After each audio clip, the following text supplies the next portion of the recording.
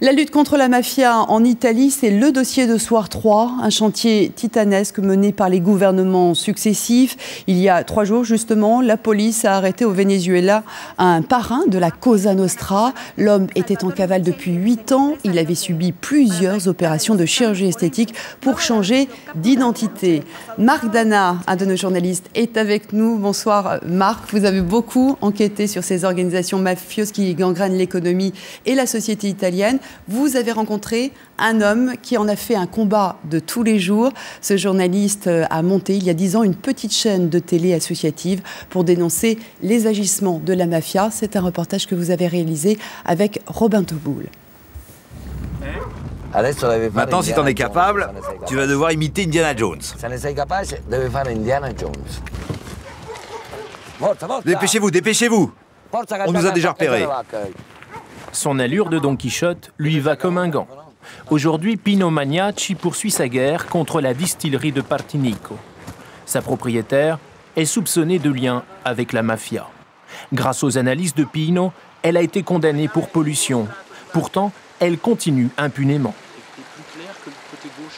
Derrière la caméra, Letizia, la fille de Pino. Ici, politique et mafia font souvent bon ménage. Alors, Pino n'hésite pas à interpeller le maire. Démontrez-nous qu'une autre politique est possible. Faites contrôler ces eaux d'évacuation. Nous vous remercierons par avance, monsieur le maire, au nom de tous les habitants honnêtes de Partinico. Et comme toujours, Pino ne mâche pas ses mots. C'était clair? Pour Pino, venir tourner en plein territoire mafieux n'est pas sans danger. Il est possible de faire ce que j'appellerais des rencontres du troisième type.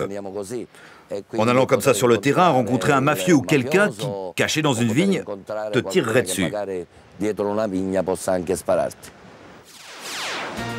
Car le journal télévisé de Teleyato que dirige Pino ne plaît pas du tout aux mafieux. Malgré les coups de poing, les coups de pied et l'agression, comme vous pouvez le voir, Pino Magnacci est toujours là et nous restons à l'antenne. L'an passé, Pino Magnacci a été étranglé avec sa cravate, puis battu par 2 jeunes mafieux de la redoutable famille Vitale qui règne sur la ville. Vitale contre Magnacci, armes contre micro et caméra, une guerre entre 2 familles, car Pino fabrique son journal avec sa femme, ses enfants et des étudiants en journalisme.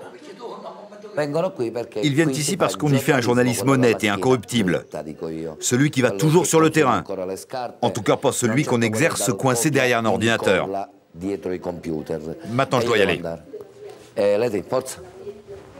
Et c'est parti pour un marathon de plus de 2 heures de direct où Pino parlera de tout ce qui fait l'actualité locale sans concession. Un programme rediffusé en boucle 24 heures sur 24 dans 26 communes entre Palerme et Corleone. Regardé par 150 000 téléspectateurs, les plus assidus sont peut-être les chefs mafieux. Qu'en pense la famille Vitale de Partinico, à l'origine d'une trentaine de meurtres? Nous sommes allés poser la question à un de ses membres.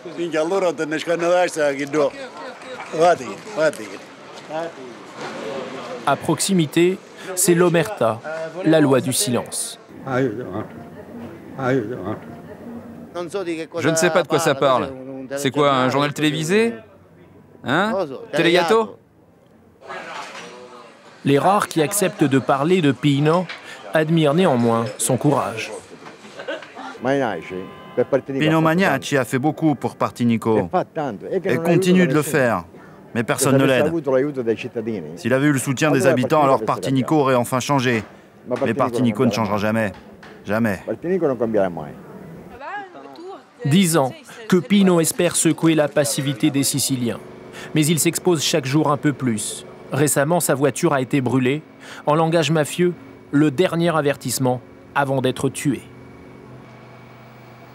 Alors Marc Dana, vous qui avez passé beaucoup de temps avec cet homme, c'est un illuminé ou quelque part il représente une partie de cette population qui en a assez de la mafia? Je dirais un petit peu les deux. Il se définit lui-même comme un journaliste à la fois intègre et puis un petit peu comme quelqu'un d'inconscient. D'ailleurs, il est embarqué dans son aventure, je dirais même dans son sacerdoce. Sa fille, sa femme, ses oui. 3 enfants. Ses 3 enfants. Et c'est vrai qu'on peut parler de sacerdoce. Il travaille 7 jours sur 7. Il est vrai également qu'il est devenu quelque part un symbole de cette société civile italienne qui, chaque jour, se manifeste davantage pour lutter contre la mafia. On voit de plus en plus, notamment en Sicile, des commerçants qui se regroupent sous forme d'associations pour ne plus avoir à payer ce fameux pizzo, l'impôt mafieux. On voit également des Italiens qui n'hésitent plus à descendre dans la rue